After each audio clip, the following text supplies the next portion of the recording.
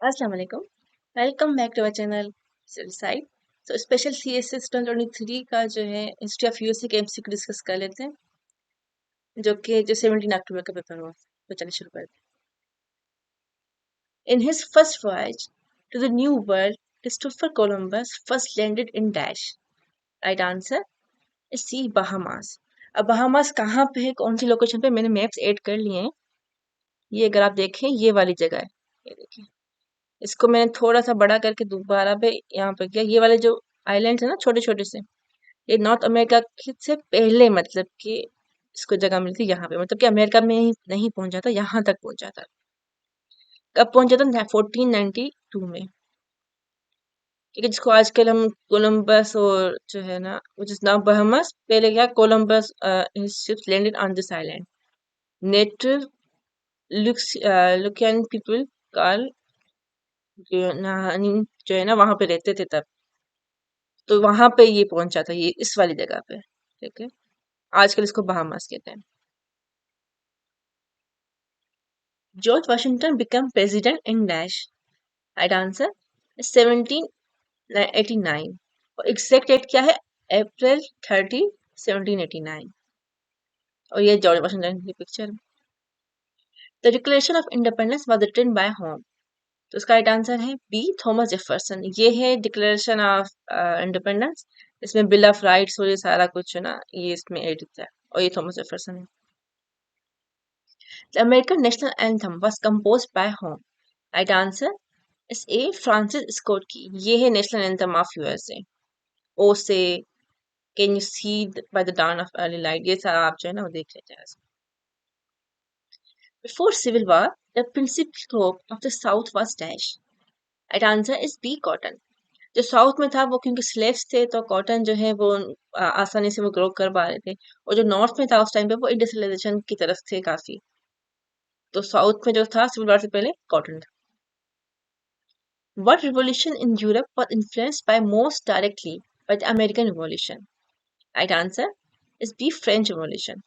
क्योंकि यूरोप में जो है फ्रेंच रिवॉल्यूशन चल रही थी, तो उसी से ही जो हमारा क्वेश्चन आता है ना यूएस हिस्ट्री में, चाइल्ड ऑफ एनलाइटमेंट, एनलाइटमेंट, ठीक है। तो वो जो उसमें गेन किया था, वो जो है अमेरिकन ने, वो फ्रेंच रिवॉल्यूशन चल रही थी यूरोप में, उससे किया था। तो उसका right answer French revolution. Alaska was purchased from Russia in dash. Right answer is 1867। क्योंकि इनकी टसल चल रही थी और रशिया चाह रहा था कि कोई मुझसे ले ले ये। तो उस टाइम के प्रेसिडेंट ने जो है वो ख्वाहिश जाहिर की थी कि मैं इंटरेस्ट लेने में, तो फिर ये वाला जो एरिया है, ये पहले रशिया के कंट्रोल में था, ये वाला। क्योंकि यहाँ पे ब्रिटिश से चल रही थी झड़प इनकी, जो है ना रशिया की। तो रशिया को डर था कि कहीं ये, क्योंकि बिल्कुल ही इनके साथ है, केंद्र के साथ, तो कहीं ये लोग ले ना जाएं। तो इसलिए रशिया ने जो है वो यूएसए को सेल कर लिया, ये वाला एरिया का। Jefferson purchase Louisiana from dash.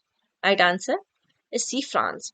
ये वाला जो है ना, इतनी बड़ी टेरिटरी है, और कितने में परचेज की थी? सिर्फ 15 मिलियन, क्योंकि उस टाइम पे यूरोप में चल रही थी जंग, और फ्रांस को चाहिए थी नेपोलियन, आई थिंक, तो उसको जो है चाहिए थे पैसे, तो उसने जो है पूरी की पूरी इतनी बड़ी टेरिटरी 50 मिलियन में दे दी।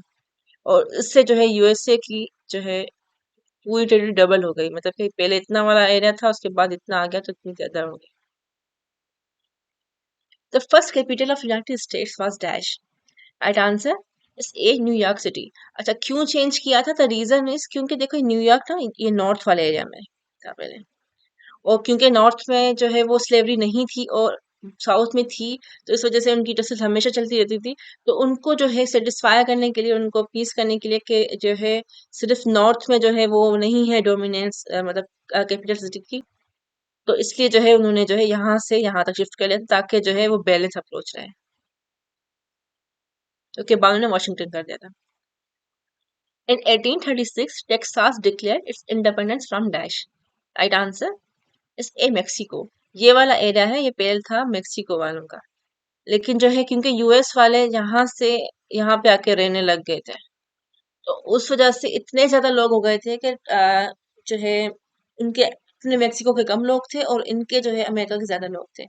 फिर जाहिर है उनकी टसल चली थी मेक्सिकन गवर्नमेंट्स के साथ, जो अमेरिकन वहां पे सेक्टर्स थे, इस वजह से जो है फिर वो उनसे वो कर दे, अमेरिका को उनको बोला कि आप इंटरवेंशन करें और जो है ये वाला मामला खत्म करें, क्योंकि हमें अमेरिका वालों के साथ आना है। यहाँ पे स्लेवरी खत्म हो चुकी थी, लेकिन फिर बाद में ये सारा जो इवेंट्स हैं, फिर जितने भी लोग थे यहाँ पे, फिर उनको भी स्लेवरी एक्सेप्ट करनी पड़ी थी, क्योंकि उस टाइम पे अमेरिका में स्लेवरी थी और मेक्सिको में स्लेवरी अबोलिश हो चुकी थी। ये वाले इश्यूज जो आपने पढ़े होंगे बाकी भी हिस्ट्री में। Texas was annexed by United state is the dash. तो कौन से नंबर की स्टेट थी वो? तो इसका राइट आंसर है ए 28 स्टेट। ये बाकी पोर्शन जो है वो स्टेट्स मिला मिला के सारी कुछ यहाँ तक पहुंच के उसके बाद ये वाली जो थी वो 28 स्टेट थी, जो कि अनेक्स हुई थी 1845 में। Which territory joined the union after Alaska? तो कौन सी ऐसी टेरिटरी है यूएसए की जिसने अलास्का के बाद ज्वाइन किया था? तो वेरी सिंपल आंसर है बी हुआवी। जो फिफ्थ जो है 50th जो है आखिरी जो है वो उसकी है।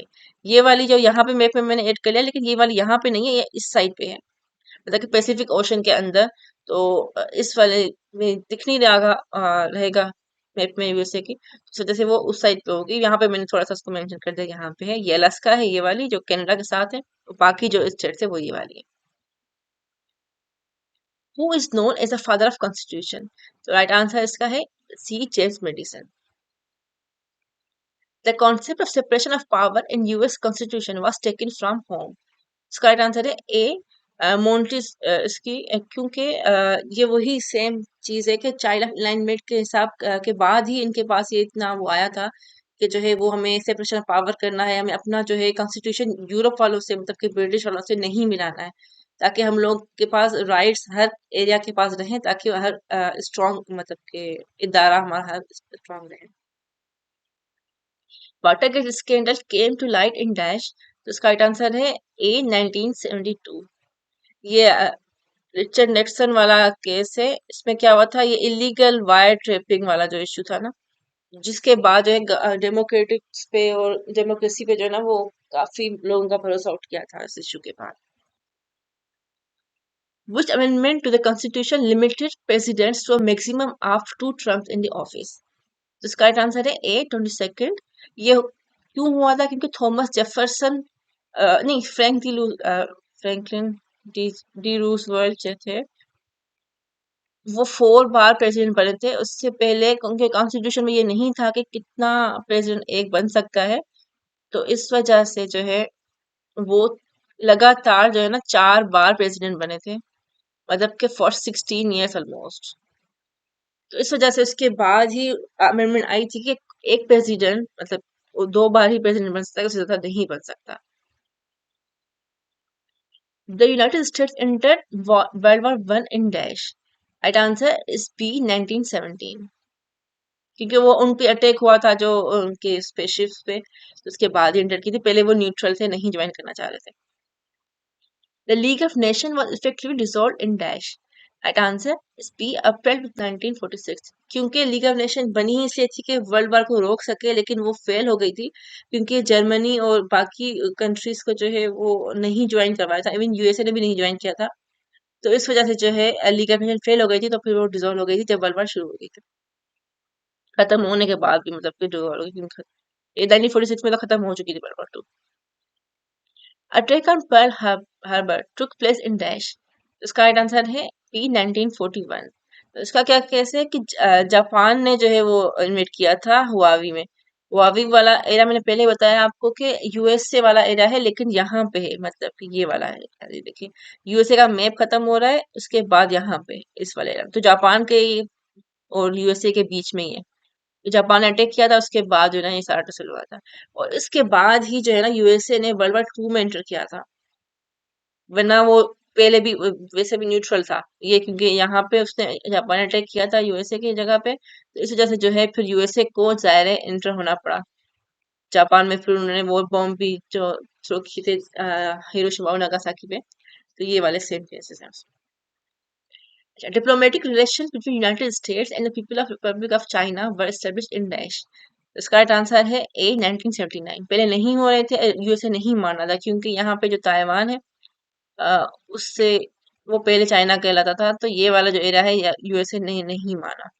उसके बाद 1979 में जाके डिप्लोमेटिक रिलेशन बने थे। 1971 में आई थिंक उन्होंने जो है वो एक्सेप्ट किया था उसको कि वो चाइना जो है वाकई में कंट्री है, मैंने तस्लीम ही नहीं किया था। That's it for this video. Thank you.